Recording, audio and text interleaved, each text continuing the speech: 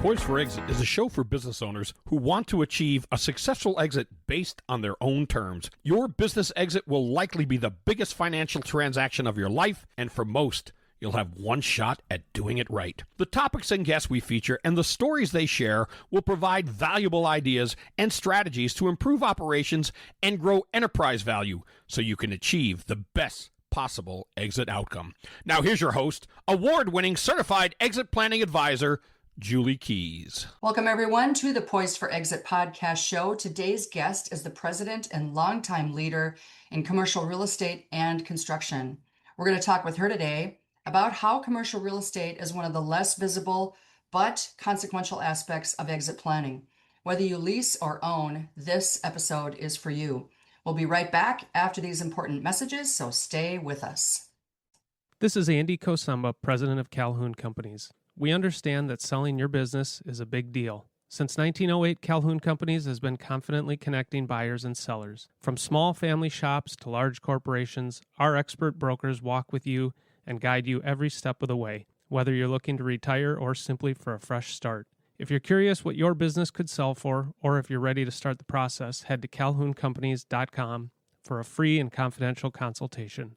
Calhoun Companies, the confident choice for buyers and sellers. My name is Todd Crow, and I'm the president of the Twin Cities Exit Planning Chapter. If you're a business owner and advisor and want to learn more about the world of exit planning, you're invited to visit the Twin Cities chapter of the Exit Planning Institute. You can expect top-level education delivered by subject matter experts at every monthly meeting. Grow your network and draw from the learning that could be a game changer for your business or your practice. There's no pressure to become a member, so come and see what the buzz is all about. Our meetings are held the second Wednesday of the month, 7:30 to 9 a.m. See the show notes for more information and registration links. Exiting your business is a big deal, both financially and emotionally.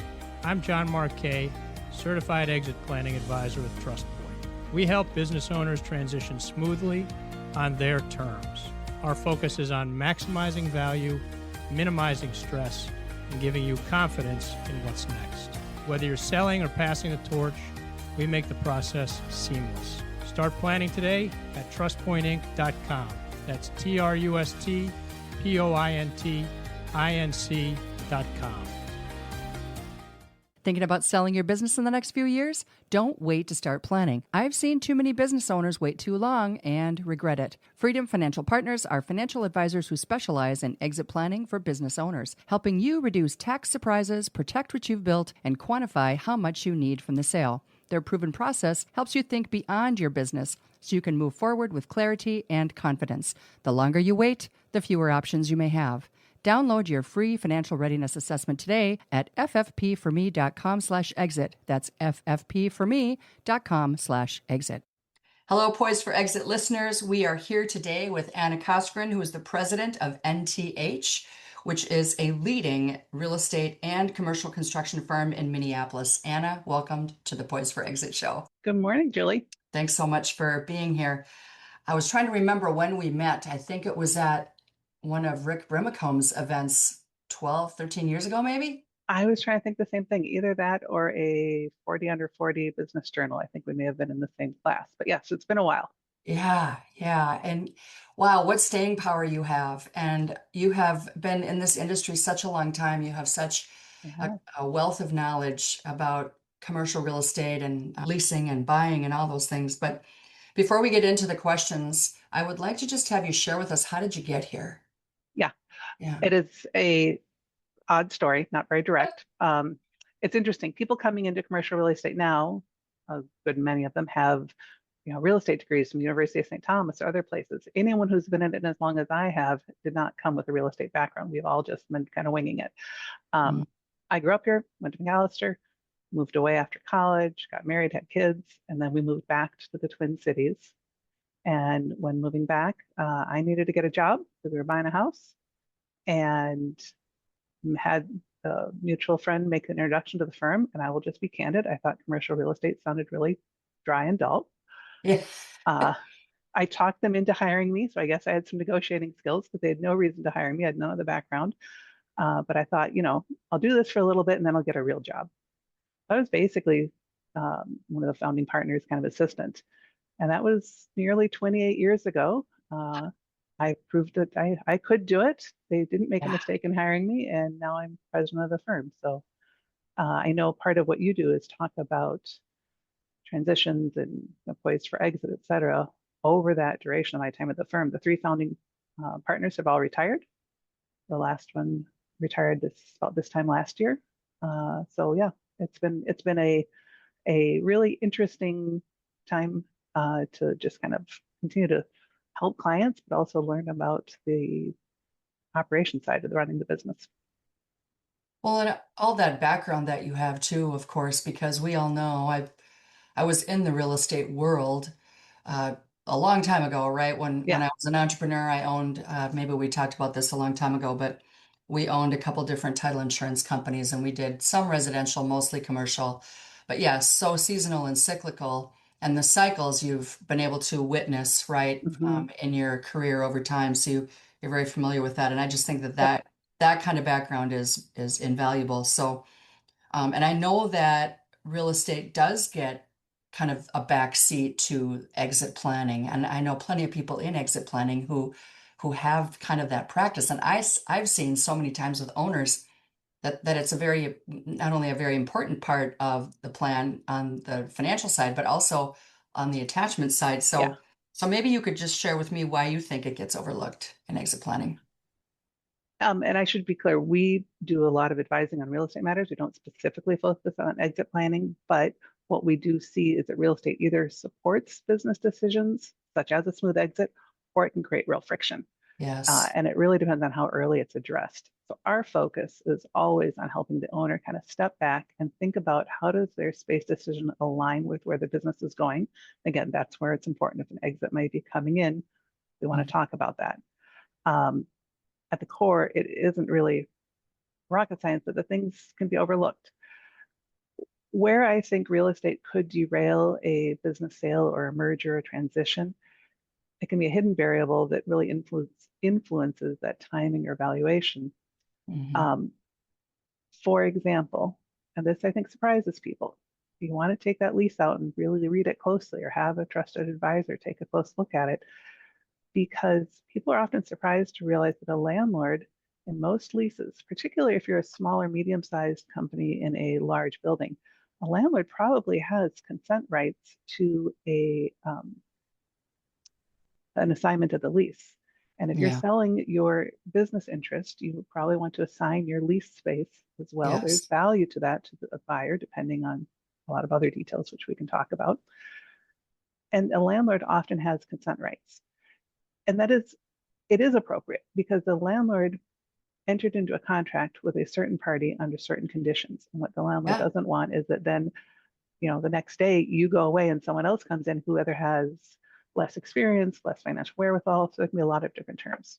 Hmm. I can give you an example. We were working with a long-term, multi-generational organization and starting to think about a potential transition. So while what we were working on was really just a lease renewal, we did have the attorney, and again, I work with a lot of attorneys, but I'm not an attorney, Hmm. and said, we want you to take an extra look at this section. And so the lease had been signed over 20 years earlier. We've just been amending and doing things as Sure. time went on. But with their help, we made sure that personal guarantee was taken out. And there were some other details that had made sense when the lease was signed, but now the situation, some of the financial thresholds were no longer applicable. Sure. So those are things that I think reading leases is interesting. Most people don't. They can be really dull and long, but they are important.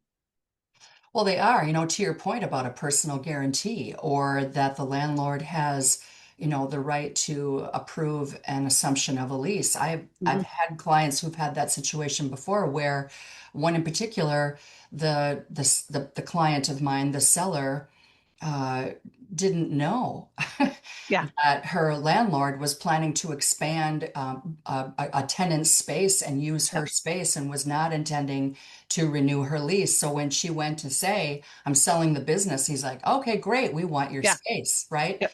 So thankfully, the party that she ended up selling to was a publicly traded company and had no interest in the space. But that's not Yep. always the case. And that can really derail, right? A Well, transition. And that's another good example, Julie, because the other place people can get into trouble is expanding too quickly. If Yes. you think, okay, I'm going to sign up for a long-term lease extension Yeah. before an exit, and the buyer doesn't value that, now the buyer has the burden of that long-term lease, and that can negatively impact the value. Good So you point. really don't want to have a space constraint or overcommit unless if you have a retail location that is just critical, the success of it is being in that spot, lock it in, Sure. keep it as hard, make sure that you have control. Um, but flexibility, I really advise for it is worth paying a little bit more in rent sometimes in order to get the flexibility. Yeah, I agree 100%. And, it's those big decisions that sometimes the owner will assume will be attractive. And so they make them without getting the proper advice and then can't backpedal out of it. So, yeah, and I'm really glad that you brought that up. Now, let's talk about how real estate does change the conversation when it's an owned Mm, situation versus a leased situation, because that is different as well. yeah, that can go so many directions. Mm, So hmm. I think it can really change how you're approaching an exit. There's direct implications for liquidity, valuation, tax strategy. Again, not an attorney, nor I'm a CPA, so you want other people to have input in taking a look at some of those areas. I will say between own and lease, there isn't one right answer, but timing and structure matter. Sure. Let's talk about ownership. I think that is the stickier one. Leases have natural ending points and sometimes have termination options, and just Mm, by their very nature are a little more flexible than owning. Owning is more static. If you own, I think you want to decide if you want to separate the real estate from the operating business and you treat them separately. However, if that real estate's critical to the success of the operation, then separating them might negatively affect the value. So you might want to keep them together. But you could sell the real estate with the business. You can hold the real estate and sell the business, but lease back the space, do a sale leaseback structure, hmm. or do them separately. We worked with an organization a couple of years ago where they had sold the business, and that made a lot of financial sense, and they held on to the building. And I don't know if it was a year or two, but not long after, because this was all part of their kind of transitioning into retirement. They did decide to liquidate the asset and sell the building. And so they were two separate transactions, Hmm. but done thoughtfully together. One other example, which is a little more complicated, there was an organization we worked with who the founding members bought a building. They then leased the building to the company. The company did really well and grew. That's great. We like growth. However, one of the founding members died unexpectedly, and his widow inherited his portion of the building. Oh boy. There's a lot of emotion then when the company starts to outgrow the building and needs to move on from that building, which is Mhm. removing an income source. And so I think it's just really important to understand both the numbers, but also the emotional side of it. At that point, they had just been working out agreements in the past between them. They invited us to come in and help really determine what was fair, what was market, Mm, they have a fiduciary responsibility to the company, makes of course. appropriate decisions on behalf of the company. Um, but it isn't just math. Right. Yeah, there's so much psychology to that too. Yeah. And owners do get attached to their real estate because I've witnessed that. And sometimes the buyers do too. I've Yep. also, and you probably have experienced this where, uh, seller wants to sell the business and the building, two separate transactions, just like you said. But then the buyer is obviously bankable. They want to build, but the lender's like, yeah, but we're not seeing how you're going to be able to, pay the owner off over time and bankroll the business and pay yourself and right and take care of a Yeah. building loan, so you're better off leasing it for a while, and sometimes that is an eye opener. Well, because buildings, I mean, if anyone's owned a home, things break, things go wrong, Right. and you can't not fix the hole in the roof or not fix the heat. And so Yeah. when you have a lease, your landlord is responsible for many of those capital repairs, some of which come through an operating cost. But if you are the owner, well, you're the one who has to do it. And you can have insurance, and there's a lot of other parts, but you need to also have the bandwidth to take on that portion. And then, you know, if they're thinking that they're going to leave some of these major capital expenses for the next owner because they don't want to bankroll it themselves, sometimes that, right, can ruin, because I want to move into something that's ready to go. I don't want to Yeah. be, you know, shelling out money for a new roof or a new furnace or whatever is necessary, right? I know this isn't the conversation today, but I'm just going to put a plug in. Anytime someone either builds a new building or buys a building, they should immediately start a capital fund where they're just putting away a small amount every year for those unexpected expenses that will come up, and Yeah. nobody does it. Yes, so smart, so smart. Which actually kind of, I'm going to deviate a little bit here from Yeah. what we talked about before because I want to expand on that a little bit. I know that you guys are like the transaction people, right? But you're also like consultants. And so Yeah. to this point, your firm will actually help owners who are doing these kinds of things and making these decisions make the right ones. Whereas, you know, the CPA is going to be worried about the numbers, the Mhm. attorney is worried about the legal side. Tell us a little bit more about what you guys do and how that all comes together. Yeah. One of the unique things about NTH is we have the real estate brokerage side. That's my Yeah. side of the firm. And then my Mhm. partner, Paul Johnson, leads up the construction management. So we aren't technically a construction firm. We help manage the design and construction process. Huge.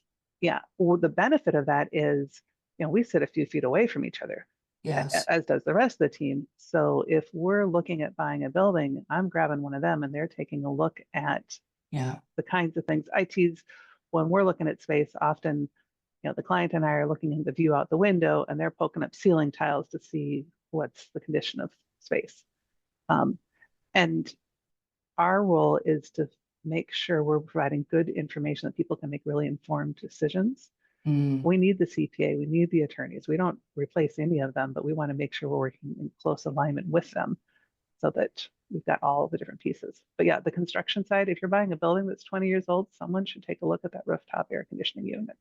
You Yeah. know, is it going to go in the next 2 years? And no one Mhm. knows exactly, but you know, what are the conditions of the space? That is so true. And speaking from personal experience over the years, where I've also owned commercial real estate and leased commercial real estate and remodeled commercial real estate, having someone like you who can actually walk a person through or a group of buyers through or owners through, um, man, I could have saved so many like Well, we headaches and always say, mistakes, and, you know? yeah, you save 90% of the cost in the first 10% of the project, just getting things set up right and understanding what you're walking into. And right Yeah. now, construction cost, construction materials, labor, I mean, there's reasons for all of it, but the costs are, if you built out space 10 years ago and you're doing it now, or 15 years ago, the costs are exponentially higher. Yes. Yeah, it's really cost prohibitive for a lot of owners. I have a couple clients who own buildings who they need work and they've been kind of piecemealing things here and there, but eventually piecemealing doesn't work and you have to just completely replace and you Yeah, know you're talking millions of dollars, which isn't always in the coffers, right? So yeah, like to your point, that capital fund, I mean, yeah. just stellar advice, stellar advice. So, when we talk about people that are outside the industry, and we've been kind of going into this conversation, but I Mhm. know that this is part of the work that you do, that commercial real estate is purely financial or legal. I know that that's a misconception. So let's talk about that a little bit more, with the psychology of it and Yeah, understanding company culture and things like that. yeah, yeah. I think if we're all just math, I wouldn't still be doing it. I have a Yeah. brother who's a CFO, great. He loves spreadsheets. I like my spreadsheets. I like my analysis. But the people part is what I think makes it really interesting. Because Mm, at our core, we're here to solve problems and figure out kind of matchmakers. And again, the math is important. We want to make sure we know what are you signing up for, what's the obligation. But at the same point, it's not negotiations are about getting to a win-win in my mind. We want to find out, well, what does the landlord need? The landlord might have debt coming up and they need to restructure things on their end, and therefore they would value a longer term or different variables. But how we work through the different pieces and from the you know the company side, that flexibility might be more important, or having that renewal right so that as they're getting set up for the next phase in the company's life, we want to make sure we're understanding the different pieces. So the psychology part is really, what are the motivations? What are you can't plan for every eventuality, but what are the likely things that are probably something we want to be prepared to address in the coming years? We can't plan for every detail, Right. but and just what are the pain points? You can usually tell when something has happened in the past because it will come up in the next, if someone's had a water leak, they're going to be really focused on how that works in the next space. Right, right. Well, and the fact that you've been around and in this industry for such a long time and seen those cycles like we talked about before, like you could, to your point, anticipate, well, we've been kind of riding a really great wave now for the last 7 or 8 years, and we might be seeing a little bit of a decline, so we kind of have to anticipate that, right? Yeah. Well, here's an example. We're on the other end of it. So the landlord, we have a nonprofit that leases half of a building, significant Hmm. portion.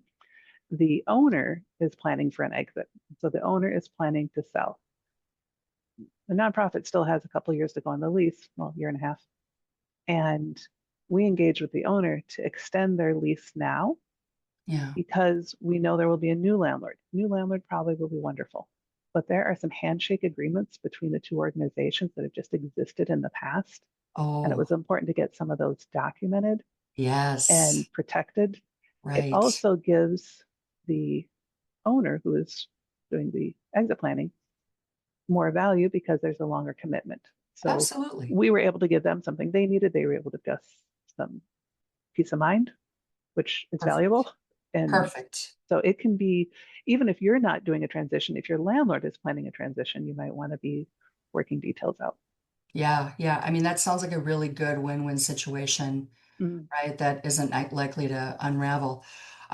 So let's talk a little bit about the local business. And I know that, there's a buzz out there that we're kind of in a decline right now when it comes to real estate values, especially in commercial. But that doesn't mean that market conditions are gonna, that there's some misunderstandings around that. So let's speak to that for a minute. Yeah. I think the way to describe our market right now is it's just really uneven. And Yeah. there are, for better or worse, there are winners and losers.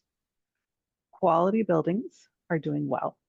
Mm, West End doing really well. Some of the newer buildings or landlords are making investments, whether it's downtown Minneapolis or suburbs, are doing really well. The activity in the market is really selective.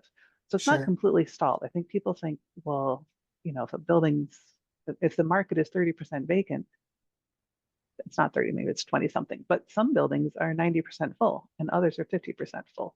Hmm. So it depends a lot on the details of where you're looking. The quality assets, kind of to your point, people need to invest in space. And I think of the real estate as a tool. It's one of the business tools. It's where you're bringing people together to do Hmm. something that is productive.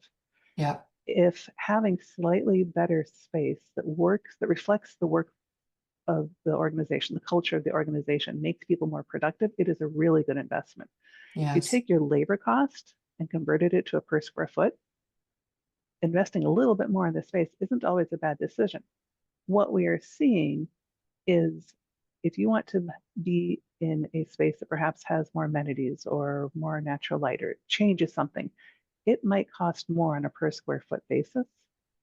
However, if you can be more efficient, or perhaps because people are working hybrid and doing different things, if before you were in 30,000 feet and now you can fit in 22,000 feet, your total cost might be the same or potentially even less. So I think that's where we want to work with design teams and others to say, how can we be more efficient? And maybe we can pay more per unit, but overall still have it be competitive. Well, and that environment is huge when it comes to making a great place to work, Yeah, right? we're Some not, people they're aren't there. in, yeah, dark spaces or, you know what I mean? No windows. Yeah, Yeah.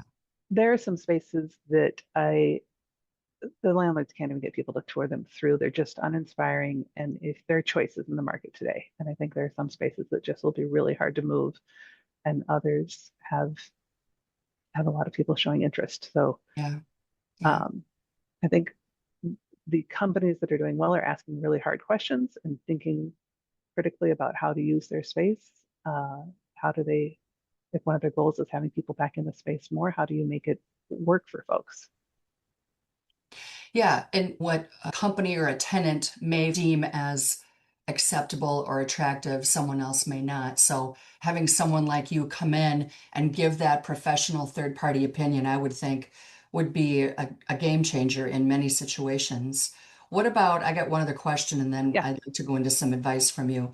sure. Um, uh, this has happened so many times over the last several years, and I'm sure you've seen it too, Anna, where you've got a building owner who is Oh, leasing their space to, right, to their business, and they're either paying over market rent because they're pulling, cash from it for whatever reason to maintain their lifestyle or whatever, or they're paying under market rent. And I'm sure that you advise on that too. But when a potential new buyer comes in, that can kind of sway that decision as well. yeah. I mean, it directly impacts the value. Right. And it just, there's no other way around it. Sometimes you can do a sale leaseback where you want to sell, and then depending on what you'll pay, you can push a value up or depress it. I mean, it can be Hmm. go a lot of different directions. Um, what I would also add, one of the things that we will see can get into the way is if perhaps a property has been on the books for a long time and it's been appreciating, and now it is not reflective of the market. And if Hmm. you have a property or an owner got appraisal uh, in fall of 2019 and it sat on a shelf for 7 years and they are attached to that price, Sure. the market is different. The market Yes. changes, and having a valuation of their property that doesn't reflect the current market conditions, Hmm. uh, that can just be really disappointing. And it can be a hard, tough conversation, but that's just one you have to have early and be really Yeah. direct and say, hey, this is where we are. You know, we want to take a look at a lot of different factors, but if the building's Well, not worth what you thought it was worth, it's not worth it. and that is such a good point because I think that we all assume that over time real estate just appreciates, right? It's going to be more valuable today than it was, 7 or 8 years Yeah. ago, and that isn't always the case, right? And gosh, that's a really good point, I think, for our listeners to hear that. Yeah. If I could, what I would do is say, take a look. And if your valuation doesn't reflect the market, it's not fun to write that stuff. You know, work with the accounting firms to correct it so Hmm. that later when you do have a transaction, it doesn't get in the way. Excellent. What other tidbits do you have for us before we wrap? I think just one other example, another company, you can use the real estate as an opportunity to bring that next generation of leadership in, let them be part of that conversation, have people understand the different pieces and help inform the decisions, but also get a good team of advisors, people, whether it's NTH or others, we're here to help. We obviously we work on transactions, but our approach is a much more, we're here as your consultant and want to help make smart decisions, whether it's pure real estate transactions or the construction management side. Yeah, I love that. All of those services are super invaluable. And if I know one thing when it comes to the work that you do or the work that I do, it isn't advisable for the business owners to be doing it themselves because then they Yep. take the foot off the gas of their business and they're doing things that experts should take over for them. And so, yeah, yeah, amen to that. All right, well, gosh, got more questions here, but we don't have enough time, so we'll have to have you back. Well, Um, and folks can always reach out directly. If you have questions, feel free to just give me a call. Absolutely. We will be tagging you on social media. We'll have your contact information in the show notes as always. And just really appreciate you being on the show, Anna. Thanks so Yeah. much for being here Thanks for the today. thank you for the invitation. Absolutely. And thank you to our listeners and sponsors. We really appreciate your support and sharing this show with your colleagues and friends. Please join us again next time.